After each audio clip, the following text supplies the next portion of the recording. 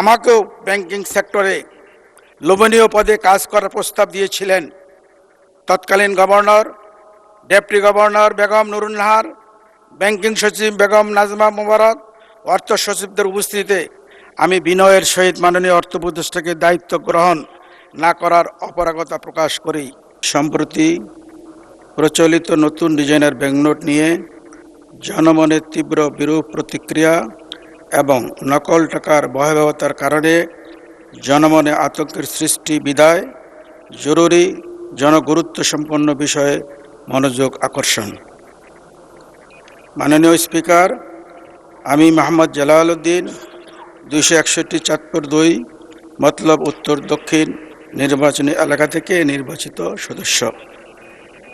কার্যপ্রণালীর বিধি 71 ধারা অনুযায়ী নিম্নোক্ত জরুরি জনগুরুত্বসম্পন্ন বিষয়ে মাননীয় মন্ত্রী সবিনয় দৃষ্টি আকর্ষণ করতে চাই।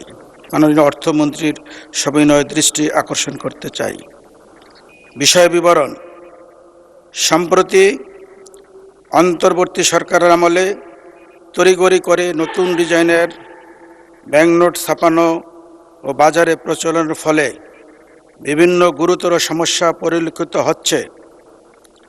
অভিযোগ রয়েছে যে নোটের ডিজাইনে ত্রুটি, নিম্নমানের গ্রাফিক্স, যথাযথ নিরাপত্তা প্রচেষ্টা সংযোজনের অভাব, সিকিউরিটি ফিচারের সামঞ্জস্যহীন বিন্যাস এবং যথাযথ অবস্থান যথাযথ না হওয়ায় due to lack of location and placement of the security feature মুদ্রিত ব্যাংকনোটটির অবয়বে পরিপূর্ণতার ঘাটতি রয়েছে।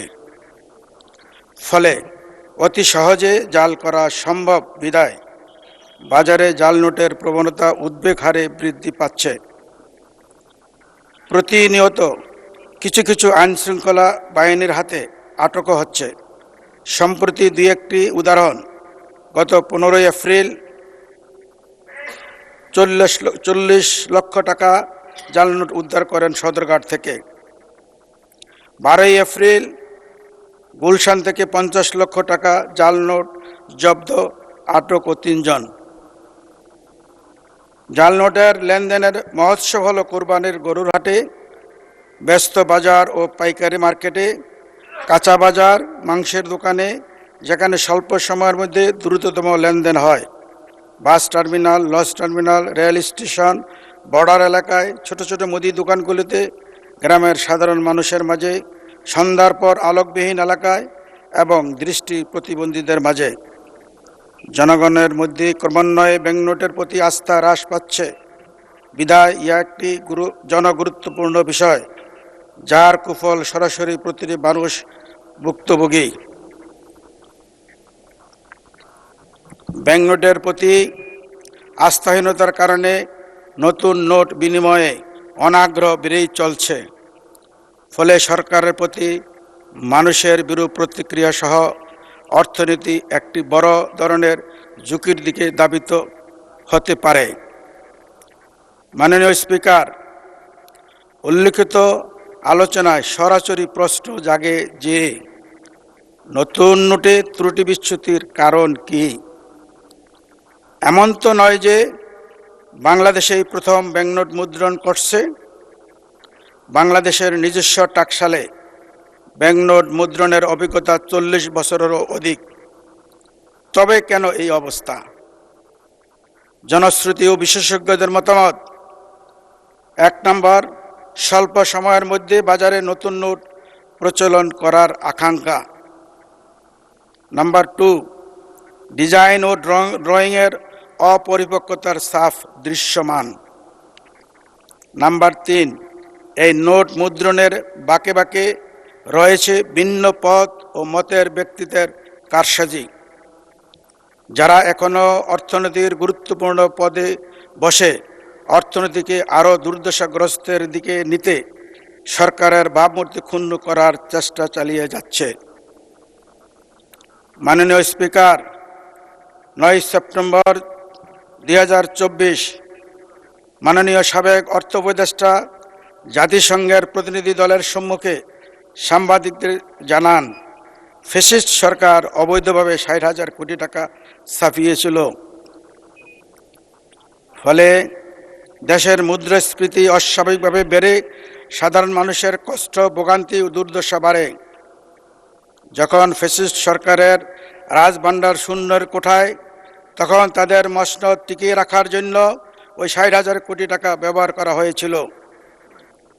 ওই ৬০,০০০ কোটি টাকা ব্যবহার করা হয়েছিল ছাত্র জনতার আন্দোলনকে স্থিমিত করার লক্ষ্যে। মাননীয় সদস্য, অনেক লম্বা নোটিশ, তার মধ্যে আপনি অনেক কিছু যোগ করেন যেটা আপনার নোটিশের মধ্যে নাই। নোটিশে যা আছে সেটাই পড়েন, আপনার নোটিশটা পড়েন, নতুন কিছু যোগ করবেন না।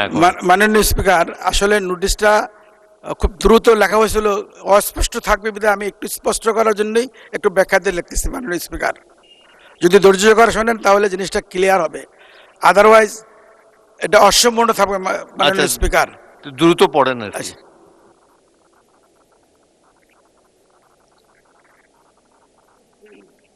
ছাত্র জনতার আন্দোলনকে স্থিমিত করার লক্ষ্যে নির্বিচারে অত্যাচার, অবিচার, গুম, খুন, গুলিবর্ষণের পিছনে অর্থ যোগান দিয়েছিল ওই ৬০,০০০ কোটি টাকা।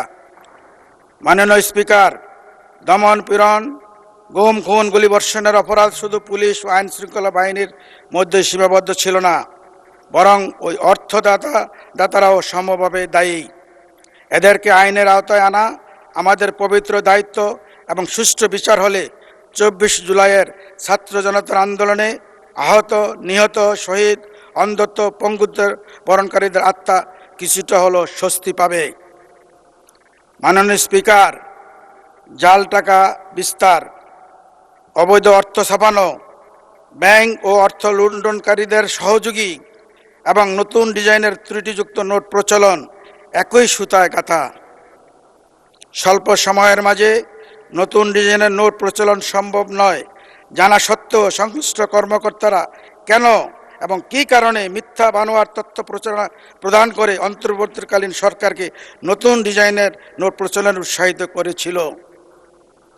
অন্তর্বর্তীকালীন সরকার আমাকেও ব্যাংকিং সেক্টরে লোভনীয় পদে কাজ করার প্রস্তাব দিয়েছিলেন।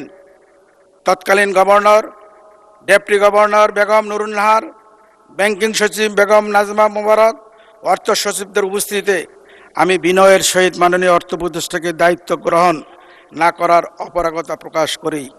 যেহেতু আমি একটি দলের আদর্শের সৈনিক, গত ৪০ বছরের বেশি সময়ে আমার ব্যাংকিং ও রাজস্ব সেক্টরে পদাচারণ বিদ্যমান। দেশের জনগণকে দুর্দশা থেকে মুক্তির লক্ষ্যে কুচক্রীদের খপ্পর থেকে দেশ ও জাতি অর্থনীতিকে নিরাপদ রাখতে হলে অর্থনীতির বাঁকে এখনও যারা বসে আছে তাদেরকে চিহ্নিত করে বিচারের আওতায় আনা অত্যন্ত জরুরি।